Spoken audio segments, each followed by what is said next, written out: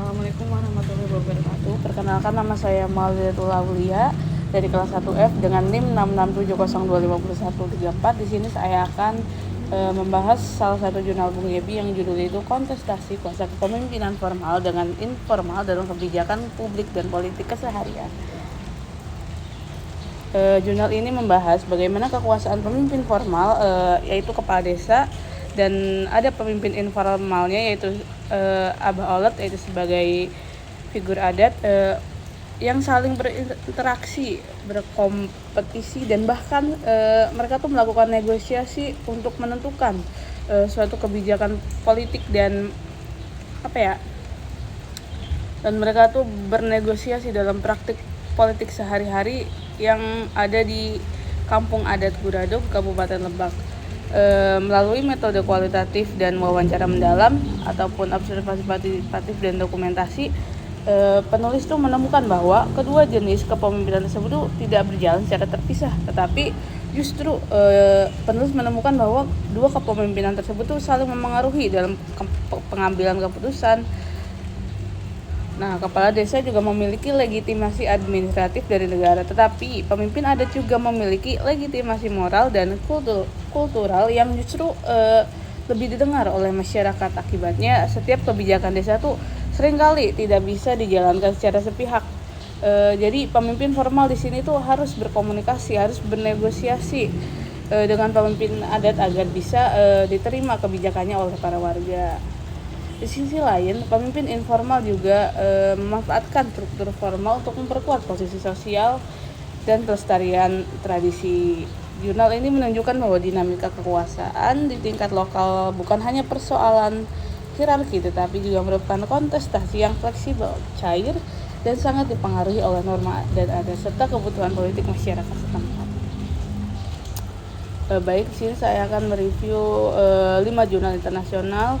Yang pertama itu ada judulnya Informal Institution and Comparative Politics yang ditulis oleh Helm and Levitsky 2004. Dalam jurnal ini mereka mendefinisikan institusi formal sebagai aturan sosial yang biasanya tidak tertulis tetapi dibuat, dikomunikasikan, ataupun ditegakkan di luar saluran resmi.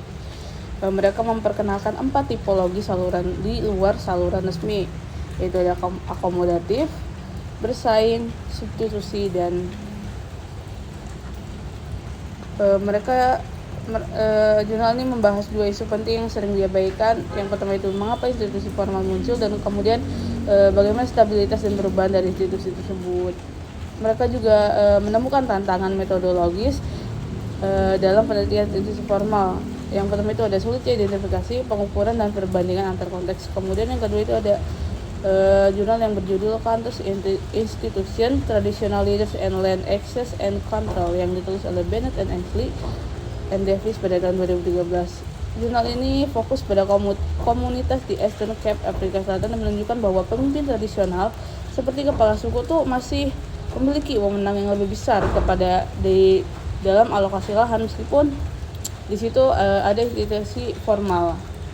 Mereka juga menemukan bahwa otoritas tradisional mengukuhkan posisinya sendiri lewat kontrol lahan, tapi kekuatan mereka terbatas untuk menegakkan hak atas sumber daya.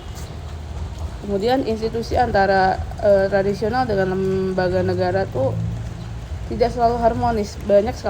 Sering sekali terjadi konflik gitu, dan kesalahpahaman antara dua institusi tersebut. Penulis menyatakan bahwa diperlukannya solusi atau pendekatan antara dua institusi tersebut gitu. Kemudian yang ketiga itu ada jurnal yang judulnya Shift in the City, Traditional Authority in the Modern State yang ditulis oleh Tilleman and Outermark pada tahun 2019. Penelitian ini meneliti suatu wilayah di kota Accra atau di Ghana. Mereka menunjukkan bahwa otoritas tradisional tuh tidak punah meski banyaknya institusi modern. Mereka tuh tetap ada signifikan, tetapi peran mereka tuh berubah. Para penulis tuh menyatakan bahwa dalam proses membentukkan negara modern tuh kekuasaan para kepala adat tuh semakin semakin dibatasi, tapi justru diperkuat dalam peran baru sebagai pengelola tanah gitu. Otoritas tradisional tidak digantikan sepenuhnya oleh negara gitu, melainkan ditransformasikan dan diselaraskan kembali agar sesuai dengan struktur negara modern. Kemudian yang keempat itu ada jurnal yang judulnya A Dynamic Typology of Informal Institution Learning from the Case of Glancy. Jadi jurnal ini nih mencoba membahas tentang tipologi Helms and Levitsky dengan menambahkan elemen dinamisitas. Informal institution seperti Guangxi di Tiongkok bukan statis tapi berubah seiring waktu dan interaksi dengan institusi formal. Mereka menambahkan bahwa mereka menambahkan kategori formal institution interaction, yaitu institusi formal yang sedang dalam fase transisi itu, di mana institusi formal ini bisa bersifat membantu atau malah memberikan tantangan atau memberikan hambatan kepada institusi yang lain. Kemudian jurnal yang terakhir itu ada jurnal yang judulnya Roots of Resiliency Exploring Popular Support for African Traditional Authority. Penulis dalam jurnalnya itu memberikan data dari 19 negara Afrika untuk mengevaluasi dukungan publik terhadap otoritas tradisional. Mereka menemukan bahwa pemimpin tradisional tetap punya legitimasi populer yang tinggi. Banyak warga melihat mereka sebagai pemimpin yang dekat, mempunyai peran simbolik, identitas komunitas, dan bisa menyelesaikan konflik lokal gitu. Penelitian ini juga menentang anggapan bahwa kekuatan tradisional itu hanya berasal dari negara atau kelemahan negara. Sebaliknya, dukungan masyarakat sangat fundamental dalam mempertahankan otoritas tradisional.